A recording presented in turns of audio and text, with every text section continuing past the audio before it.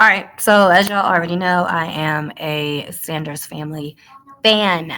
And, it's going to extend to my coverage of Shedeur and the fact that, it's very clear that something is in the milk is not clean over in Cleveland.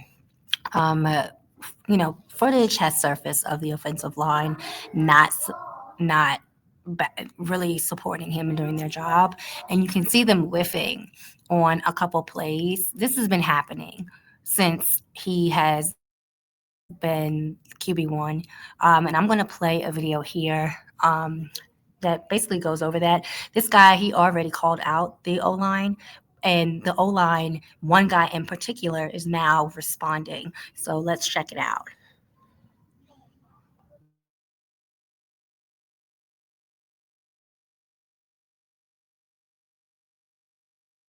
Guys, for this one here, we got to go all the way up to Cleveland. Let's get it. Let's go.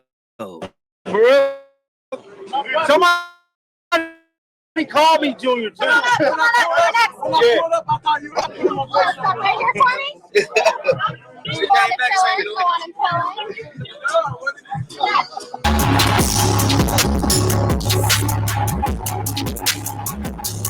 Speaking to the media today, we're going to talk about that a little later in the video.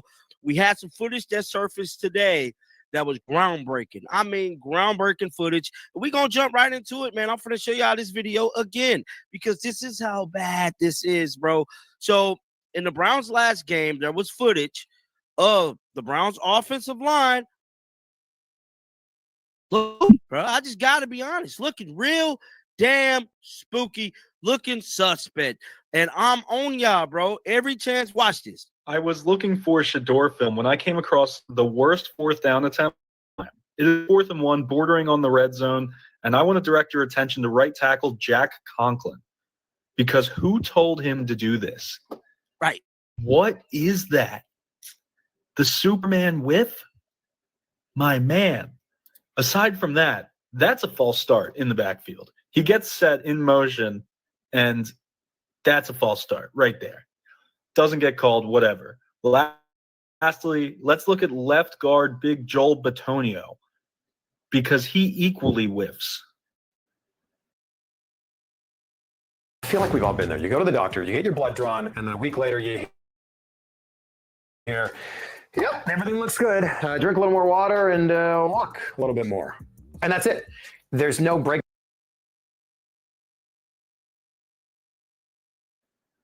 Nothing, just falls to the ground. Forget the unblocked free safety. He's going to whiff the guy up front, and both of them get through untouched. My God. Now, this is the same gentleman, Joel Patino. That's what we're going to watch here in a hot second. But it's something else that I want to show y'all, and that is Cleveland Browns media, man. So the media people was taking offense to people.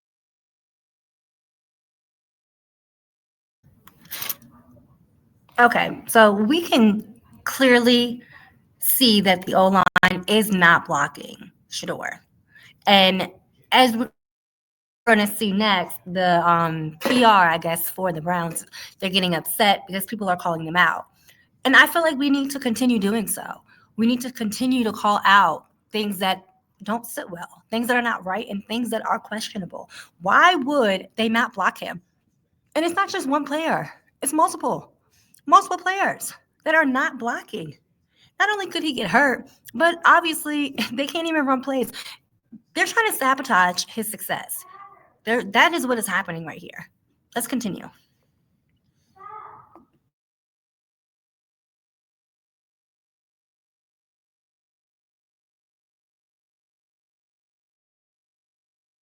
People not coming to the games.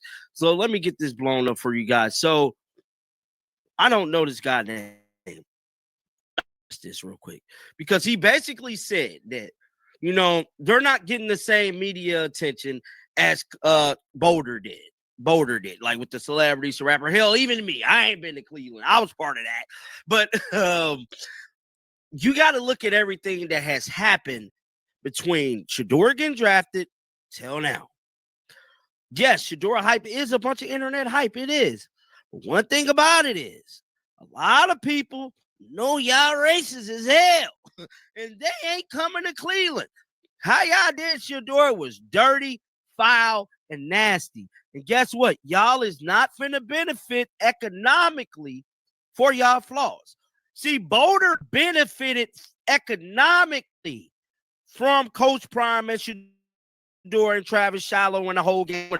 From the Louis luggage arriving, they benefited economically. That's what he's finna talk about in this clip I'm about to show y'all. He finna talk about how he feel as if no one is showing up to Cleveland how they did Boulder. And y'all did Shedeur foul. Because I don't think, because the reaction from the fans here over these last few weeks, it has not been the fever at home that I thought it was really going to be. I think they were really excited when he came out against the Baltimore Ravens. I thought there was going to be much more excitement for him because it wasn't like he was bad at all against Vegas, and they won that game. And San Francisco's a different animal, I understand that, and the weather was lousy, but I really thought there would be a lot more for him on Sunday. And so that tells me that the internet and real life where Browns fans live are two different things. These are two different. I've been telling y'all in Cleveland, we ain't the same as y'all. Y'all are Browns fans. We are Shedeur hold your wrist up fans. We are.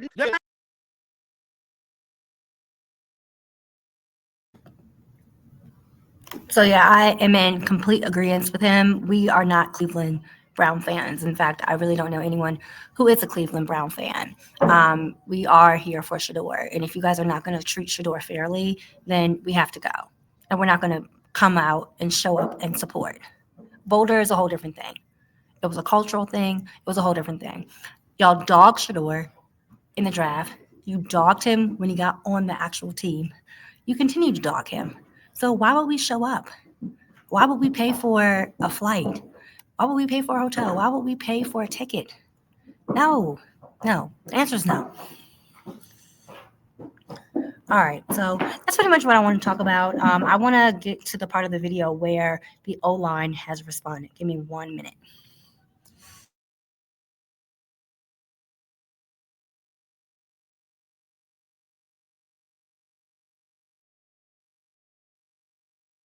The sand, and guess what? We all were supposed to cross that line and merge and come together and be a happy congregation.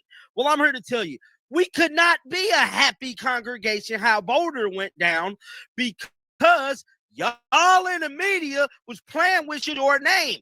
And so guess what? Not only y'all playing with Shedeur, stirring up a narrative, cooking it, whipping up narratives. Yes, y'all did, but the organization did Shedeur dirty. And you want to know what people said? We're not going to come watch Shedeur Sanders throw the ball less than 30 times because he has not threw the ball over 25 times since he been starting, bro.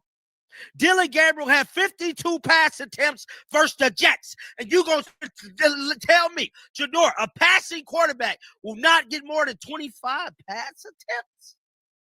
And y'all charging, bro. The tickets for the Brown games are ridiculous since Shedeur been named the starter. That's another video. Now y'all want to reap the benefit of us, Shedeur. Get to the media, bro. Let's listen. I know the record doesn't.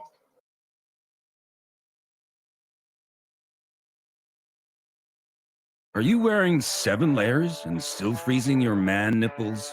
You need the new 340 GS Symmetry Repair.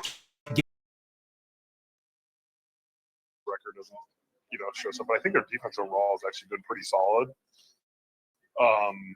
It's kind of similar to us where the offense hasn't carried as much, but he's been great. I've played times in my career, but he's almost even taken a step this year of just power his speed and I think his hand combination pass rushing.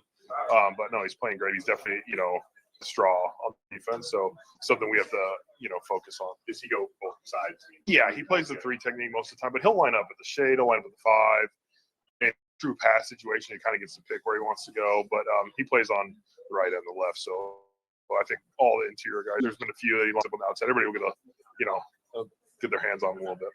Kevin looked last week when he Yeah, it was really honest, a big dude. He moved the game, and I think you saw that on a few of those runs. Like there were some really good double teams and some movement. He's played a lot of football in this league, and he's been a starter. Having a chance to go in there and just play and get his feet wet a little bit this year. Big tight end a lot, but he did some good things at guard. And what was it like to see Sean out on practice field? Yeah, it was cool. I mean, I have my lockers next to him, so I've seen him for the last year and a little bit rehabbing every day. I mean, he's coming. He's I don't know what he's talking about right here. Let me see if I can fast forward a little bit. Came in and he helped Tev, and they were talking all week, and he worked. And I think, both, like I said, both of them played great. I think Wyatt played, one of his better games in a while last week, and he was motivated. Obviously, he got banged up, but all that is just. Joel, there's not a starter on the offensive line who signed beyond this year. How's that contributing to your future decision? I don't think that has any place in my decision. I think it is unprecedented. Like you could have a whole new lineup, if things fall the right way, or they can, re-sign some guys or things happen. But for me, it's really just going to be on it. I think they'll figure out the guys if they need to go that route. Right there, he's already telling you how he feels. You're heading toward another losing season. Does that affect your decision for next year? Yeah, it all factors in. If you're making a Super Bowl run every year, it might be easier to be like, hey, let's go one more. You know what I mean? Like we have a chance. Like I think you saw Kelsey at the end of his career. There's no way that you guys they were fighting for are Super making a Bowls. He Super had won a Bowl couple run. Super Bowls, but he wanted to try another one. And I think that's part of it. But there's so many factors, and I think first and foremost, just health and all that is the main contributor. But you obviously factor in all those different decisions. How I feel this point. Good. I mean, it's week 14, right? Like, there's going to be bumps and bruises, but I've, we got a great staffer that has helped me this year, and we got some really individualized plans for me. So it's been positive, but I'm feeling as good as you can right now. To the rankings both team-wide individually, but usually you're like number 12 among NFL guards. Do you feel? Yeah, I'm not finna watch this whole thing, y'all. I ain't gonna lie to you. I ain't gonna lie. Yeah, he had, that one drive where we were running the ball, I think we had 8 or 9 straight runs, and then he threw that ball to Fannin. I think that was a big time play. Like you have your chance. You've been running the ball. You take a shot, and he stepped up and made those. I think he was taking the easy stuff. We had a lot of screen. It was windy and stuff. We had a lot of screens and short yardage plays that he was executing. I mean, his huddle presence, his ability to call the plays. In the easy On the spot. same page, I think it's pretty cool the last couple of weeks. So Yeah, it's this is really good. Yeah, he had. He looked frustrated getting asked about Shedeur, man. But I want to know y'all thoughts down in the comment section right now. Keep them bells on. I will be back with another one. And like always, man, until next time, hold your wrist up. I'm out of here, bro. Peace out.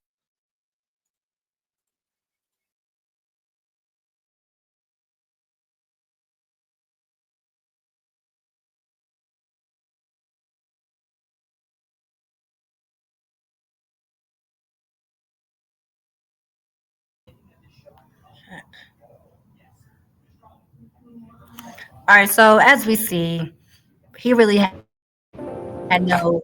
Had a crazy idea. We were surprised. Success? Formula. And neither do you. Who knew that Dan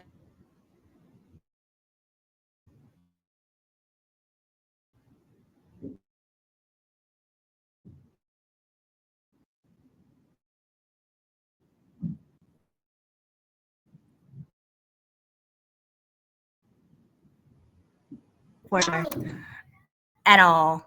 And he could not explain why he just whiffed that on the play. Instead, he tries to blame it on Shedeur and say it was windy and that they had easy plays. Love you too. I made it hard for you. Okay, Thank you. But yeah, at the end of the day, we see that this O-line is full of shit.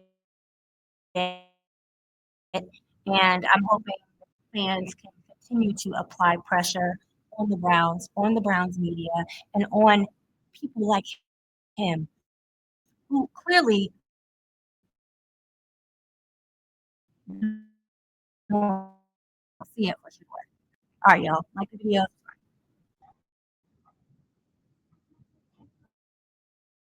No, we're going upstairs. This is really hard.